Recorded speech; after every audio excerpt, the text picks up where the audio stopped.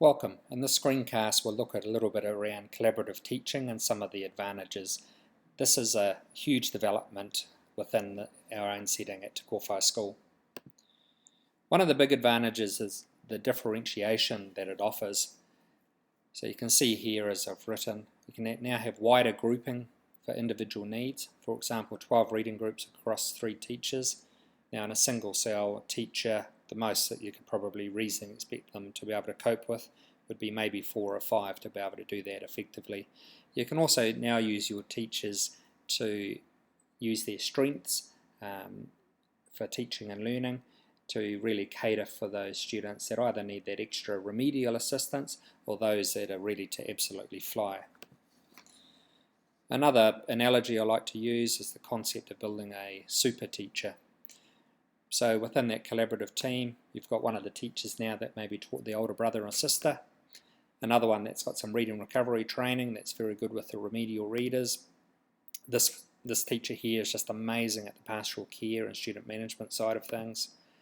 The maths leader, iPad whiz, a musician here. Now you can take the best bits from all of these teachers in that collaborative team and you're essentially building a super teacher for those students.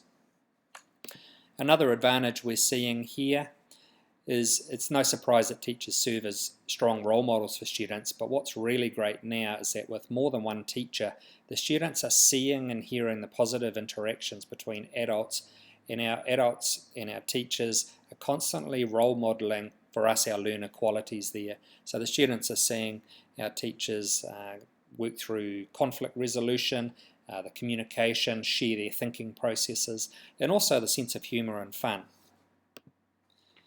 One analogy that we heard in a Melbourne school was in the Australian medical profession, there's usually 8 to 10 doctors involved in making any really high-level diagnosis, but unfortunately there's only an 80% accuracy rate. Now with one teacher and one child, I think that effective diagnosis could be as low as 50% in terms of truly diagnosing where that child is at for every academic or social area. Even if you think of your own children, it would be very, very difficult to fully pinpoint all of their strengths and needs, etc. You now introduce a second or third teacher, and I think there's a far greater chance to make a better diagnosis to accelerate their learning. This is shown here in this graphic. So here you've got one teacher and one child.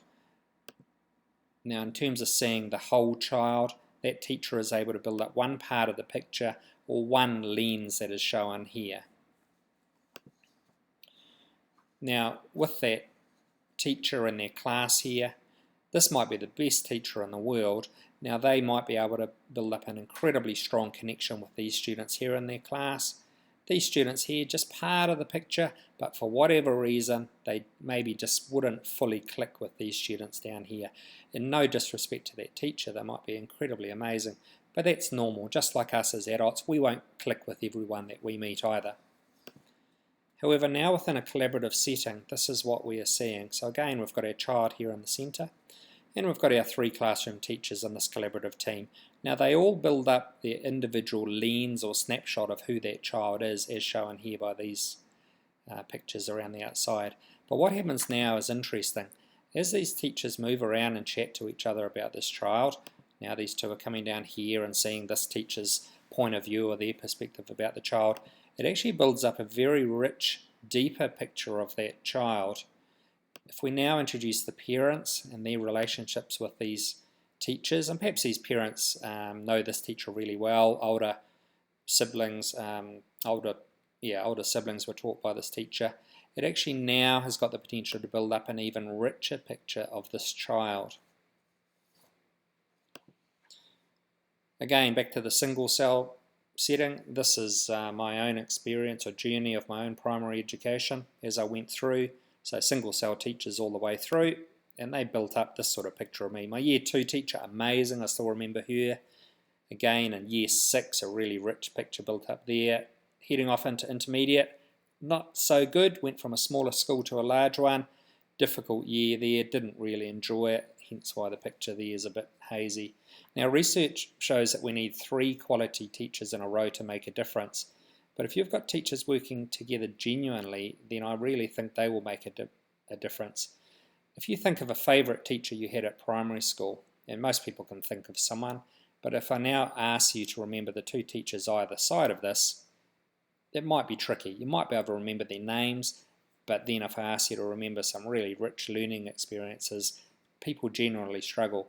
Now, it's probably because you didn't form a strong connection. These teachers may well have been fine, but the picture of you that they formed would have just been one of these shades here rather than this rich, amazing connection and picture that was built up. So what I'm hoping now will happen is within the collaborative teaching teams, as students go through, we'll see this sort of picture built up, where because of those shared discussions about their child and what's working, the child has now got a greater chance of forming a strong connection with at least one of these teachers, if not two or three. They will go through school with a much better chance of learning because of those connections. We'll see it here again. Something else is around the transitions that happen. So in a single cell, traditional sort of environment, our students go through school, but you'll see there's a drop-off as they transition from year level to year level.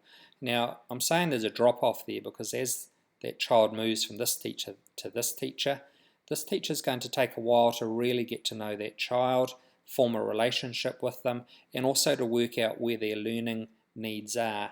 And because of that, I think there's a little bit of a lag that occurs as they go through.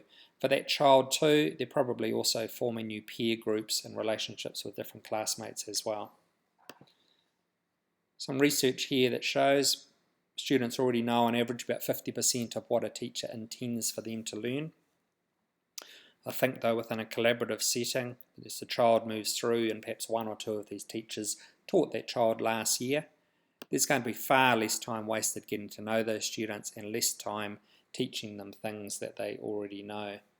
So that transition is really, really important.